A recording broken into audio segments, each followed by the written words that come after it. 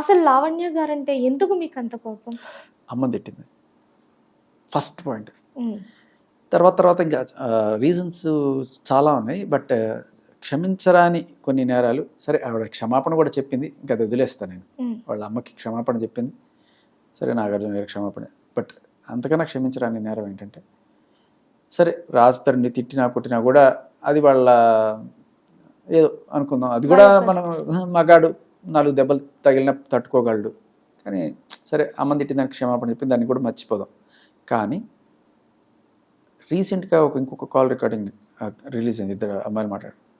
So దాంట్లో ఆవిడ ఒక 5-6 మంది అమ్మాయిలని ఇలా ఈ డ్రగ్స్ వీటిలో ఇన్వాల్వ్ చేసి బలవంతంగా వాళ్ళకి అలవాటు చేసి వాళ్ళని నానా రకాలుగా బ్లాక్మెయిల్ చేసి హింసించడం అనే దాని గురించి వాళ్ళు మాట్లాడుకుంటారు. ఇది చాలా తప్పమ్మా. నువ్వు డ్రగ్స్ వేసుకుని నీ సావు నువ్వు చేస్తావు, బట్ అలాగే నువ్వు డ్రగ్స్ అమ్మడం కూడా చాలా తప్పు, నలుగురికి అమ్మడం. బట్ నలుగురికి అమ్మడం అంటే వాళ్ళు ఆల్రెడీ అలవాటు ఉన్నవాడికి నువ్వు అమ్ముతున్నావు, తప్పైనా సరే. బట్ ఇది లిటరలీ అలవాటు లేని వాళ్ళకి నువ్వు అలవాటు చేసి ఒక మార్కెట్ని క్రియేట్ చేసుకోవడం అనేది, ఆర్ఎల్స్ వాళ్ళ మీద ఒక పైశాచిక ఆనందం పొందాలనుకునేది చాలా చాలా చాలా తప్పు, చాలా పెద్ద శిక్షార్హమైన తప్పు. దీన్ని మన ఎస్ఓటి పోలీసులు ఎవరైతే ఈ నార్కోటిక్స్ డిపార్ట్మెంట్ వాళ్ళు ఉన్నారో చాలా సీరియస్గా తీసుకొని దీని మీద థరో ఇన్వెస్టిగేషన్ చేసి, ఇలా ఇంకెంతమంది అమ్మాయిలు అన్యాయం అయిపోయారు, సుముటోగా తీసుకోకపోతే రేపు ఇంకో అమ్మాయి ఇలాగే అన్యాయం అయిపోతుంది. షాకింగ్ విషయం అమ్మా అది మాత్రం. ఆ కాల్ విని అట్లీస్ట్ సుముటోగా తీసుకొని వీళ్ళు తీసుకోవాలి. అండ్ రేవంత్ రెడ్డి గారు చెప్తున్నా చాలా స్ట్రిక్ట్గా ఉంటాం మనం డ్రగ్స్ మీద. సో అలా డ్రగ్స్లో 45 రోజులు జైలుకి వెళ్ళి వచ్చిన అమ్మాయి ఇవాళ ఫ్రీగా బయట తిరుగుతూ మీడియా మీద చక్కగా ఏదో గొప్ప రాజకీయ నాయకులాగా కూర్చొని అందరికీ ఇంటర్వ్యూలు ఇస్తూ 45 రోజులు డ్రగ్స్ కేసులో ఉండొచ్చిన అమ్మాయి నిర్దోషిగా నేనేం రిలీజ్ చేయాల, నిర్దోషిగా కాదు, నువ్వు బెయిల్ మీద వచ్చావు. బెయిల్ మీద వచ్చి పెద్ద ఏదో విజయం సాధించినట్టు కూర్చొని ధర్నాలంట ఇవ్వంట. మీడియా సెన్సిబిలిటీస్ పోయినాయా అనిపిస్తుంది. అండ్ అక్కడితో ఆగలేదు కదా ఆవిడ, ఈ డ్రగ్స్లో నన్ను ఇరికిచ్చారు అని చెప్పి కేసుని తప్పుదో పట్టించడానికి, రేపు ఫ్యూచర్లో కోర్టులో కేసు వీకన్ చేయడానికి ఇలా ఇవన్నీ కూడా వాడుకుంటారు. బెయిల్ ఏ కారణం మీద ఇస్తారు? నువ్వు సాక్షుల్ని కేసుని తప్పుదో పట్టించకుండా చూసుకోవాలని ఇస్తారు. ఇలాంటివి జరిగినప్పుడు సుముటోగా తీసుకొని మళ్ళీ లోపల వేసేయాలి, లేకపోతే కేసుని అంతా కూడా తప్పుదో పట్టించే అవకాశం ఉంటుంది. ఇదొకటే కాదు, అండ్ దానికి ఇవన్నీ యాడ్ అవ్వాలి ఆ కేసుకి. ఆల్రెడీ దాంట్లో పీడీ యాక్ట్ కూడా పెట్టారు వీటి మీద.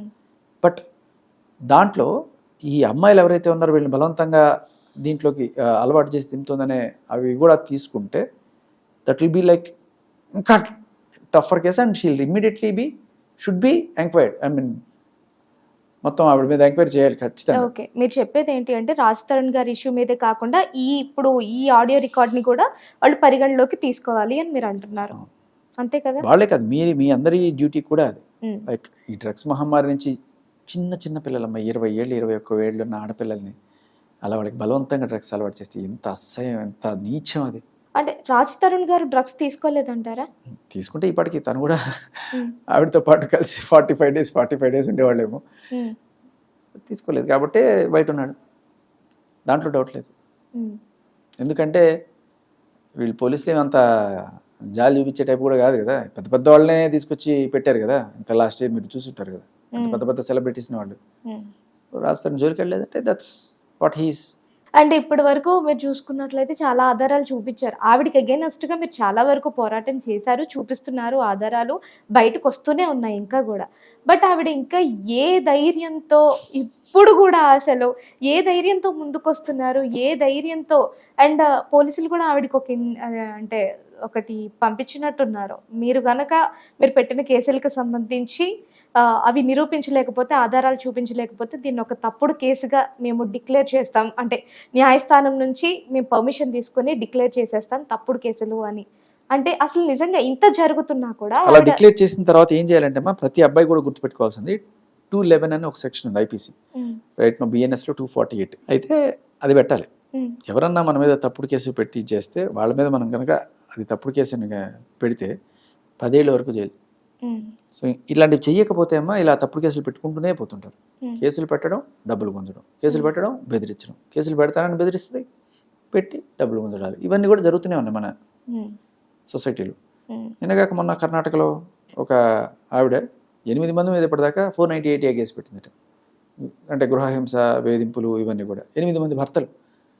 కేసు పెట్టడం, డబ్బులు గుంజడం, కేసు పెట్టడం, డబ్బులు గుంజడం. ఒకటి 6 నెలలు ఉంటుంది, గొడవ పెట్టుకుంటుంది, 498. తర్వాత సెటిల్మెంట్ అయిపోయింది, మళ్ళీ 6 నెలలు ఉంటుంది, ఇదే పని. మంచి బిజినెస్ కదా, అది పరిస్థితి. ఓకే, దీంట్లో మీకు సంబంధించి ఎలాంటి స్వార్థం లేదంటారా? నాకా? లేదమ్మా, నేను మంచోడిని, నిజంగా మంచోడిని, నిజంగా మంచోడిని.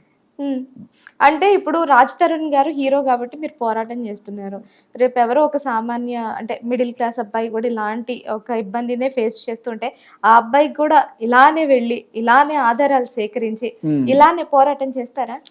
ఎంతమందికి చేయగలనమ్మా? ఒకళ్ళు ఇద్దరు, ఇప్పుడు నాకు కనీసం ఒక 20 మంది ఇలాంటి బాధితులు నాకు లిస్ట్లో ఉన్నారు. వాళ్ళకి చేద్దాం అనుకున్నా కూడా ఇప్పుడు ఈ ఇంటర్వ్యూల హడావిడిలో నేను వాళ్ళు ఇన్ని ఫైల్స్ ఇవన్నీ పంపిస్తున్నారు, అవన్నీ స్టడీ చేయడానికి నాకు టైం పడుతుంది. అండ్ అన్నిటికంటే నేను చెప్పేది ఏంటంటే, మీరు అడిగారు కాబట్టి మీడియా ముఖంగా మన ప్రాబ్లమ్స్ మనమే సాల్వ్ చేసుకోవాలి. మీకు కొన్ని విధానాలు చెప్తాను, బట్ నా దగ్గరికి వచ్చిన వాళ్ళకి నా టైంలో నేను కొంత కేటాయించి చేస్తున్నాను. అదేంటంటే, ఎప్పుడైనా సరే ఒక అమ్మాయి మీ మీద ఇట్లాంటి కేసు పెట్టడానికి ట్రై చేస్తే మీరు ఫస్ట్ గమనించాల్సింది ఏంటంటే, ఆ అమ్మాయి ఇంటి పేరు, ఆ అమ్మాయి పేరు అండ్ అలాగే అమ్మాయి ఆధార్ కార్డు, వీటిని బేస్ చేసుకొని మీరు పోలీస్ డేటాబేస్లో సెర్చ్ చేస్తే ఆ అమ్మాయి ఇలాంటి కేసు ఇంకెవరి మీదైనా పెట్టిందా అని కనుక మీరు తెలుసుకోగలిగితే మీరు చాలా ఈజీగా ఆ కేసు నుంచి బయటపడిపోవచ్చు. సో ఈ అమ్మాయికి ఇదే పని, కేసులు పెట్టడం, తప్పుడు కేసులు పెట్టడం ఈ అమ్మాయి పని మనం చెప్పి ప్రూవ్ చేస్తే ఈజీగా బయటపడిపోవచ్చు. సో ఇలా నేను 100 మందికి చెప్పను. నాకు ఇంకా ఇదేంటంటే, ఇంతకన్నా బెటర్ ఆప్షన్ చట్టం మార్చేస్తుంది. ఇక్కడ 100 మందికి చెప్పడం కన్నా అక్కడ ఢిల్లీకి వెళ్ళి ఈ చట్టాన్ని మార్పించగలిగితే లక్షల మందికి, కోట్ల మందికి హెల్ప్ చేసిన వాళ్ళం అవుతాం కదా. ఒక్క దెబ్బతోటి ఇవన్నీ సెట్ అయిపోతాయి. చేయాల్సింది ఏంటి? 498 అని బ్యాన్ చేయాలి. 493 అనేది అరాచకమైన సెక్షన్. అదేంటమ్మా, ఇప్పుడు అమ్మాయి అబ్బాయి ప్రేమించుకున్నారు, అమ్మాయి ఎప్పుడైనా సరే బ్రేకప్ చెప్పి వెళ్ళిపోతే ఈడు అడగడానికి లేదు. అంటే పెళ్లి చేసుకుందామని ఇద్దరు అనుకున్నారు, ఒకరోజు అమ్మాయికి ఏదో మంచి సంబంధం వచ్చింది, అమ్మాయి బ్రేకప్ చెప్పేసి వెళ్ళిపోతే ఏం అడగకూడదు. అదే అబ్బాయి బ్రేకప్ చెప్తే ఆ అమ్మాయి కేసు పెడితే 10 ఏళ్ళు జైలు శిక్ష అంటే ఎంత దారుణం. ఉంటే ఇద్దరికి సమానంగా ఉండాలి, లేకపోతే ఉండకూడదు. అది అలాంటి సెక్షన్స్ ఇవన్నీ కూడా మార్పించుకోవాలి. మార్పించుకుంటే ఇక్కడ ఈ కేసులన్నీ నేను సాల్వ్ చేయక్కర్లేదు, అదొక్కటి మార్పిస్తే చాలు. అర్థమైందా? వర్టికల్ గా ఒక్కటి కొడితే హారిజెంటల్ గా అన్ని అయిపోతాయి. దానికి మనం చేయాల్సింది ఢిల్లీలో కూర్చొని పార్లమెంట్ ముందు ధర్నా చేయాలి. ఇక్కడ కూర్చున్నా మనం ఇంత వాగిన ఏం ఉండదు. కాకపోతే ఈ వాగుడు వల్ల ఒక ఉపయోగం ఉంది.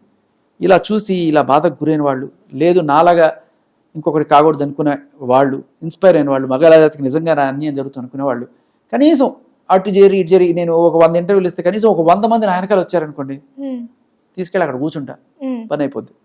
అంతే. గట్టిగా మరి ఆ 100 మందో ఇంకా 1000 మందో ఎంతమంది వస్తారో తెలియదు, రానియండి, వెళ్ళి ఢిల్లీలోనే కూర్చుందాం, పని అయిపోద్ది. డిస్కషన్ జరగాలి పార్లమెంట్ లో. This is the problem, burning problem right now. అంతే. ఓకే, అంటే ఇక్కడ మీరే అన్నారు ఎంతమందికి